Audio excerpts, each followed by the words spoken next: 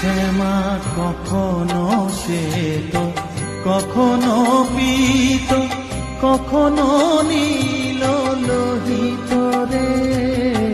কখনো শ্বেত, কখনো পীত, কখনো নীল লোহিত রে।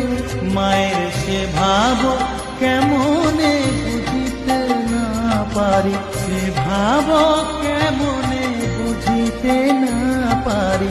ভাবিতে জন্ম গেল রে শ্যামা, মা কি আমার কালো।